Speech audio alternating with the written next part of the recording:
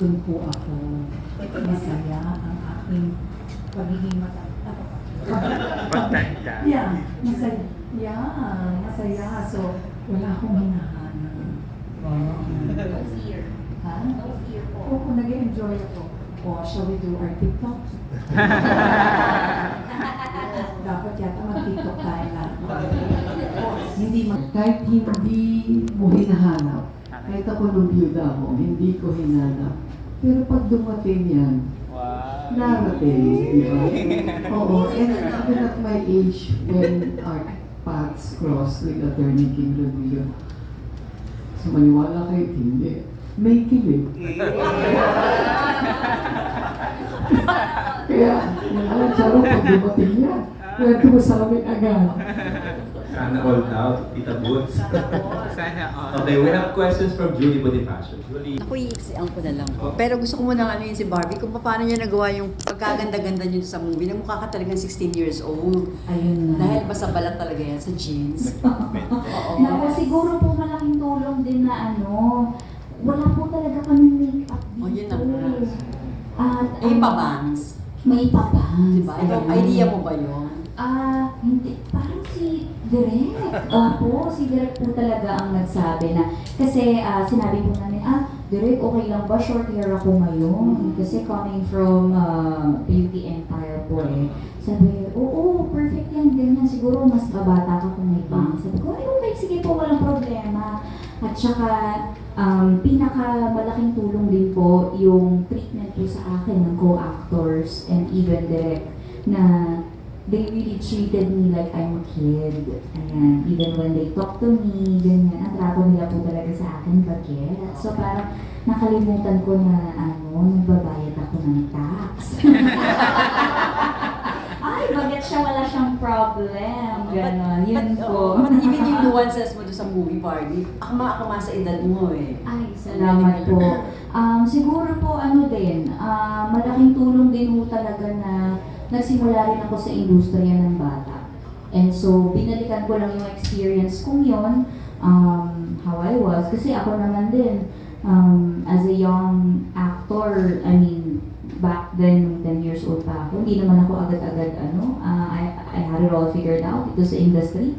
May mga times na lost din po ako, di ba, na hinanap ko rin po talaga yung pwesto ko sa industriyang ito. And so, binalikan ko yung experience ko ngayon para makatulong din sa character ni Angel. Yun po. Yeah, good. Thank you, Barbie. Next question ko po.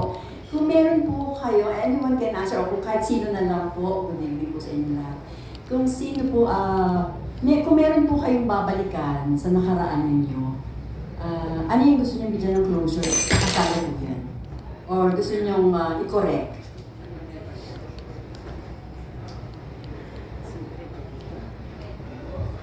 Ako siguro, wala. Kasi parang sa tingin ko, lahat ng mga experiences ko in the past, all led to where I am now.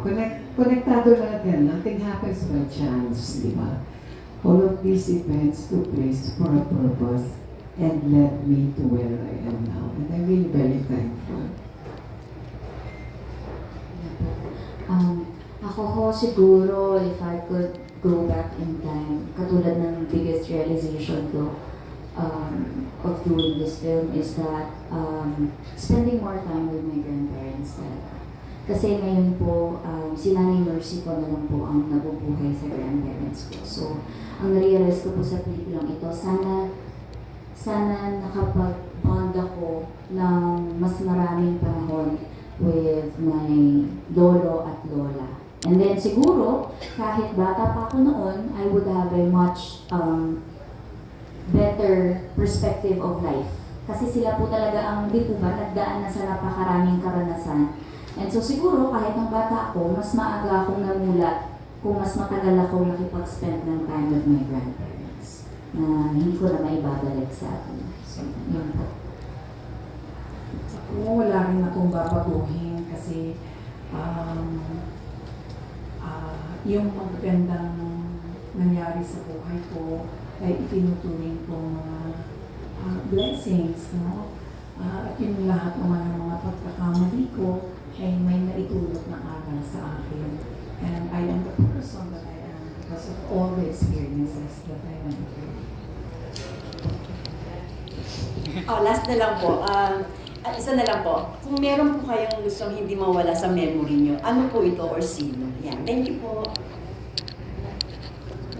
Of course, ako my late husband. He will be in my heart forever. The one person who gave me so much respect and love and honor. So, yeah, he will be in my heart forever.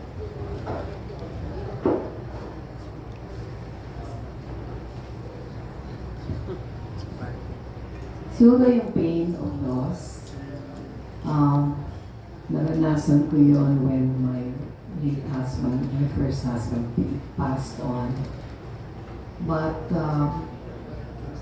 yun nga, even that pain can be transcended if it is overcome or substituted by a higher kind of love. Yung tinatawag nila siguro agape, na love na hindi conditional, hindi humihingi ng kapalit. And this was the kind of love that I learned to embrace. In fact, it didn't look for anybody else after my husband died.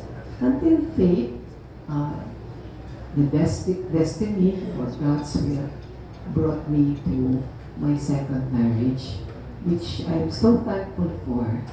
Kasi parang marriage made in heaven ito. It's not a perfect marriage, maraming flaws, but it is something that I know makes me very fulfilled. It completes me and prepares me maybe for later on when the inevitables come. In fact,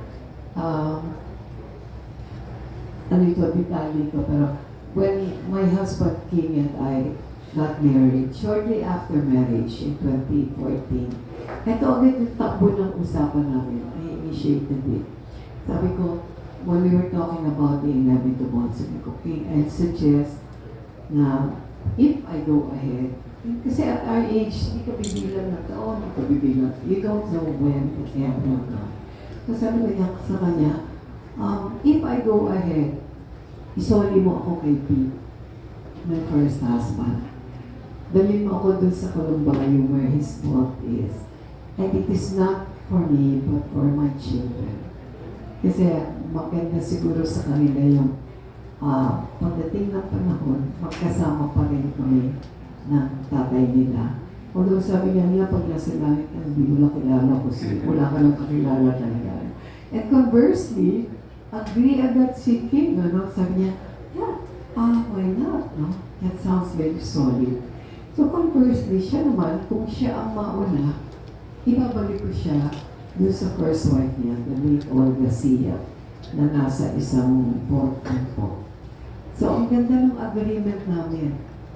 Biglang naisip ko, paano kung sabihin nilang dalawa, ni Pete at ni Olga, hello, no return, no exchange.